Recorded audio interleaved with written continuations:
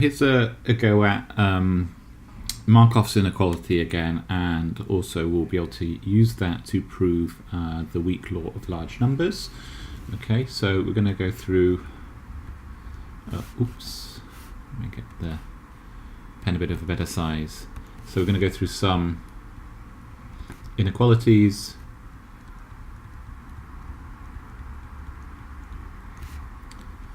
and the weak law of large numbers.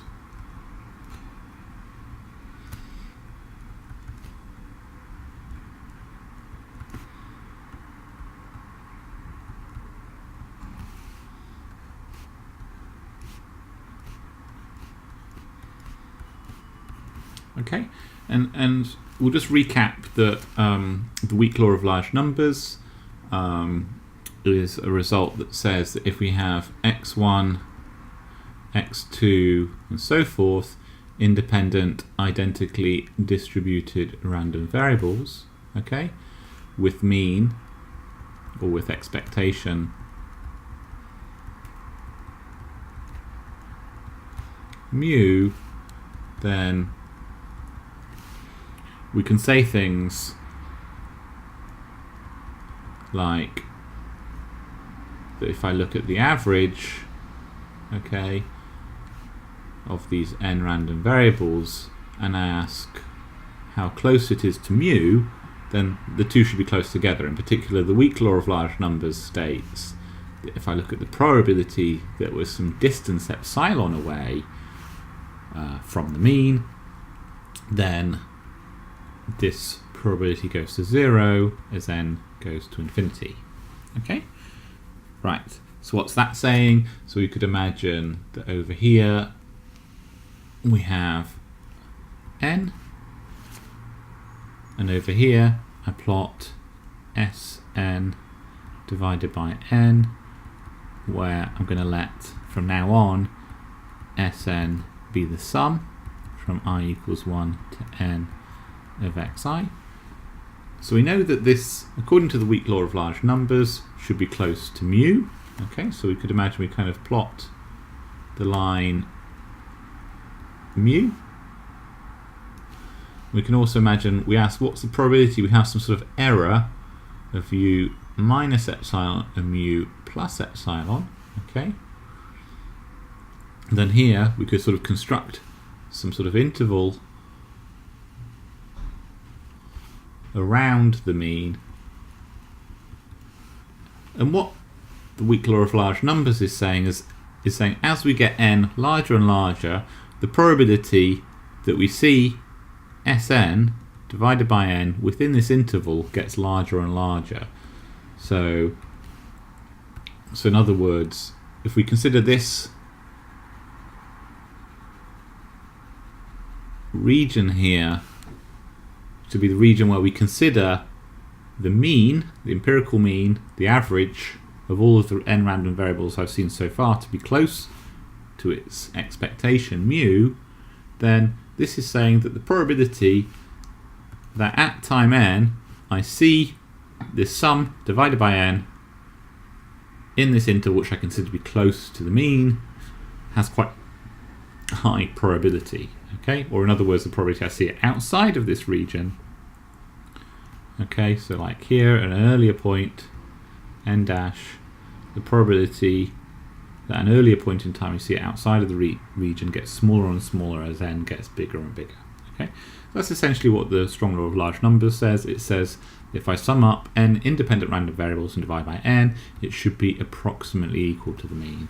Okay, and what I mean by approximately equal in this case is this expression. All right. Okay. So the weak law of large numbers, okay, which is this statement here,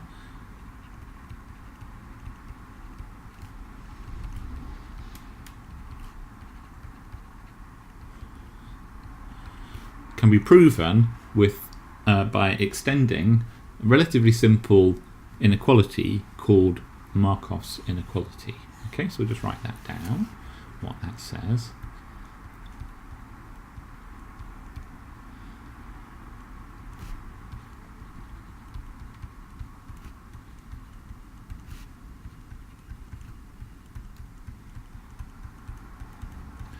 And Markov's inequality says that if I take a random variable x, so if x is a positive random variable, okay, now x could be a continuous random variable or a discrete random variable. In fact, the way I'll write it out in the proof will be for a discrete random variable maybe, but you can see that the same argument would hold in the continuous case as well. So if x is a positive random variable, then we can get an idea of what the probability of x getting bigger than some number little x is. In particular, we can bound it above by the expectation of x, okay, divided by x. Right? So, how are we going to prove this?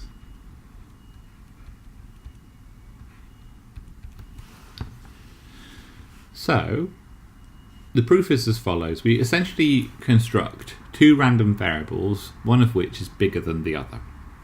Alright? So the first random variable we're going to be interested in is x. Okay? And the second random variable that we're going to be interested in is y, where y is equal to x times this function called the indicator function that x is bigger than x. Okay? Now the indicator function here is the function that is equal to 1 if this random variable is bigger than little x, and is equal to 0 if x is less than little x. Okay? So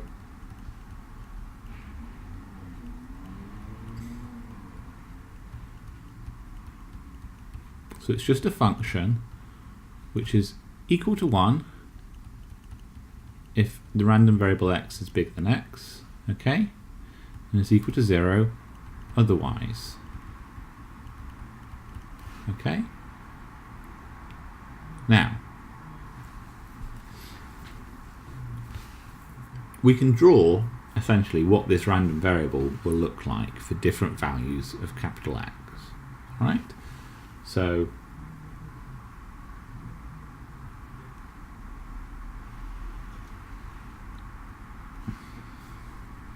if I imagine plotting the different values of the random variable x, what the values of this random variable would be and this random variable y would be, then we can draw them on a picture.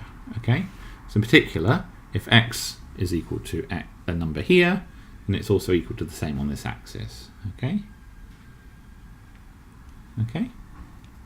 So that is for, let's say, the sort of little y-axis here. This is the function where the y equals capital X of x. Okay? Now let's draw as a function of capital X what y looks like here. Okay? So notice, for values of x less than little x, okay, this is equal to 0. It says that if capital X is less than little x, then this is equal to 0, so the whole of y is equal to 0.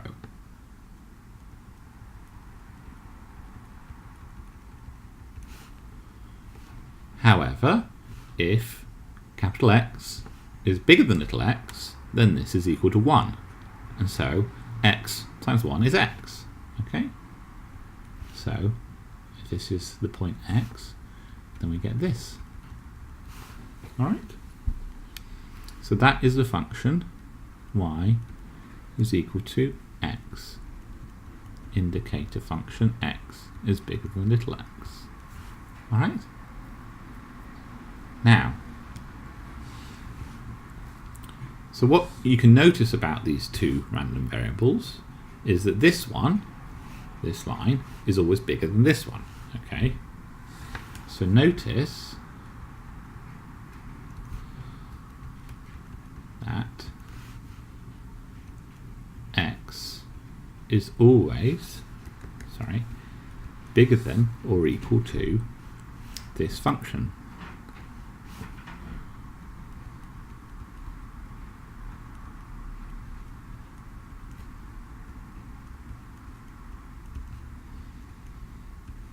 Okay?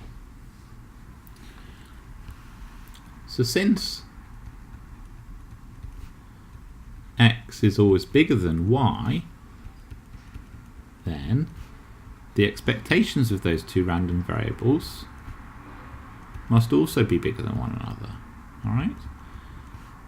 So in particular, notice if I did the calculation for the expectation of x, alright, and did the calculation for the expectation of y, okay, then since at every point where I evaluate this, okay, we'll end up with a number that's bigger in here than the number in here.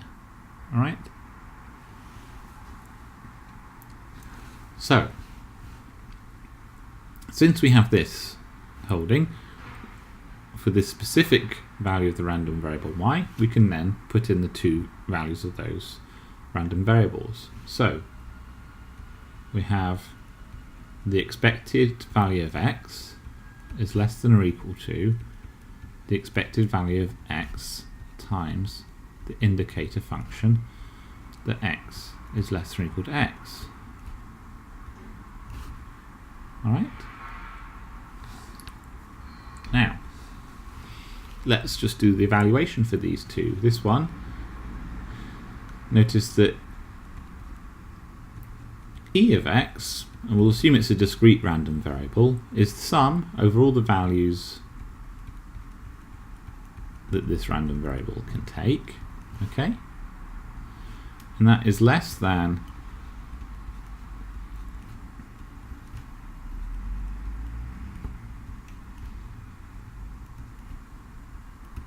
the calculation that we'd have to do for this expectation. Now let's look at the calculation we'd need to do for that guy. Alright? So this will be the sum over z, okay, times x, indicator z is bigger than x, times the probability that x equals z. Okay? Now let's look at what this probability is here. Well, it's something that's equal to 1. Okay, this is going to be equal to 1 for all the values where z is bigger than x. Okay, so this is equal to x sum over all the values of z bigger than x times the probability that x equals z. Right? But notice that's really just the probability that x is bigger than little x. Okay? So, we end up with the expression that the probability that x is bigger than x, and just dividing by x onto this side, okay, is less than or equal to e to the x divided by little x. Okay, and that's it. Alright? So really, this sort of proof consisted of two main steps. The first is noticing that if a random variable x is less than y, then the expectation of x is less than the expectation of y. And we do that for a specific random variable y, this one here. Okay? In particular, we notice that whatever value x takes, this random variable has to be less than it by this picture. Okay? And then the next thing we need to do is just evaluate the expectation of y, which is what we do down here. Okay? The expectation of y is actually x times the probability that x is bigger than little x. Okay? And then the final part here just simply rearranges that statement. Okay? Right.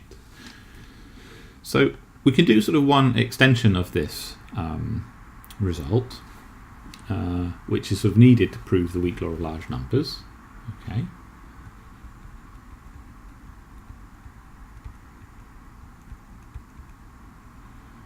And this specific corollary is called the Chebyshev inequality. Okay, so what is that? The Chebyshev inequality is very similar and can be proven using Markov's inequality. That if I have a random variable x and I minus off its mean, okay, and I look at the probability that that's bigger than some little x, okay, then this is less than or equal to the variance of that random variable x divided by x squared. Okay? So we can derive this result from Markov's inequality, and we do it as follows. Okay, so notice that the event that x minus mu is bigger than x is exactly the same as the event that x minus mu squared is bigger than x squared. Okay, so in other words, the probability that x minus mu is bigger than x is equal to the probability that x minus mu squared is bigger than x squared. Okay? And now I can use Markov's inequality again. Notice, if I define a random variable, let's call this x dash, okay, and let me call that little x dash, okay, then we have that this is equal to the probability that x dash is bigger than little x dash, okay, and I can apply Markov's inequality to that, okay, so Markov's inequality just being here, okay, so we just have dashes on this.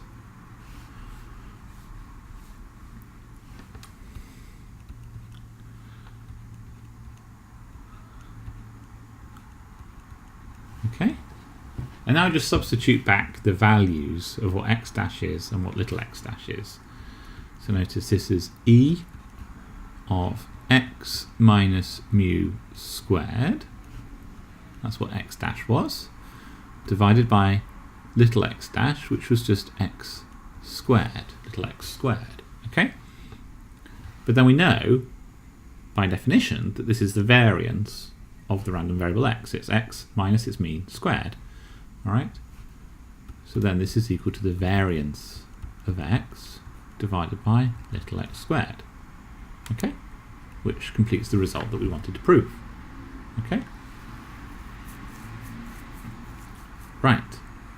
Next bit, now let's prove the weak law of large numbers with this. Okay? So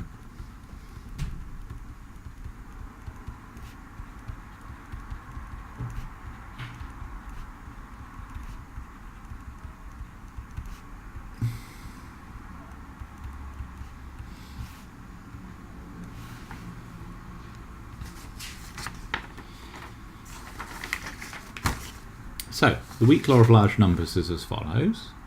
So for x1, x2 independent, identically distributed random variables, let's say with mean mu and variance sigma squared, sorry, just a bit neater, sigma squared, okay, then the probability that 1 over n sum I equals 1 to n, so the average of the first n random variables minus the mean of those random variables, the probability that that is bigger than some length epsilon away from the mean goes to 0 as n goes to infinity.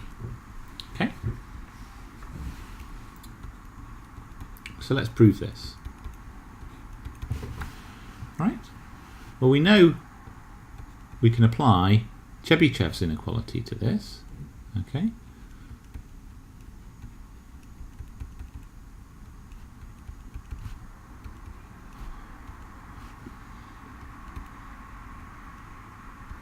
Notice I could call that x dash. And notice that is actually the mean of x dash. E of x dash is equal to 1 over n sum I equals 1 to n e of x I, which is just equal to n divided by n times mu, which is equal to mu. Okay. So this is exactly the same as the Chebyshev inequality over here. Okay. But with x dash being this term and this being my x dash. Alright, so if I wrote down Chebychev's inequality with dashes here, okay, I could directly apply it to this lemma.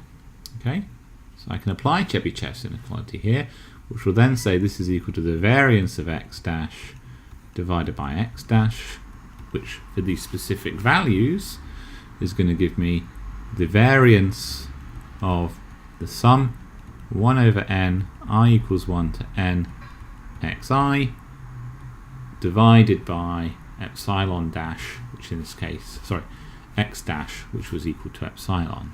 Okay, so just to write that out again, the whole thing gives me that this is less than the variance of 1 over n sum over I from I equals 1 to n xi divided by epsilon. Oops, and I noticed this has got to be squared and squared and squared. Sorry.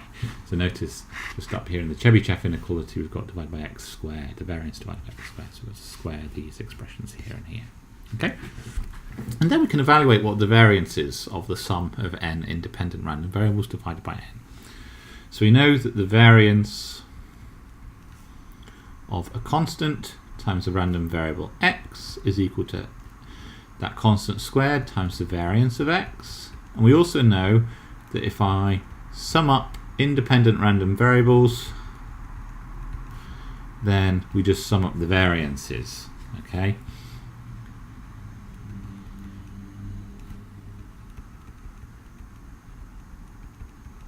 So we can use those two facts here. All right? So we're going to get 1 over n squared times the sum 1 equals from I equals 1 to n, the variance of each of these independent identically distributed random variables divided by epsilon squared. Okay, we said that the variance of each of these guys is sigma squared, so we're going to end up with 1 over n, so notice there's n of these, which is going to cancel out with 1 at that squared there, times sigma squared divided by epsilon squared. Okay, so as I let n get bigger and bigger and bigger here, provided epsilon and sigma are fixed, which they are, then this is going to go to 0 as n goes to infinity. Right? And so the probability that we've got an error of epsilon away from the expectation is going to get smaller and smaller and smaller as n gets large. Okay, which is exactly what we needed to prove for the weak law of large numbers. Okay, all right.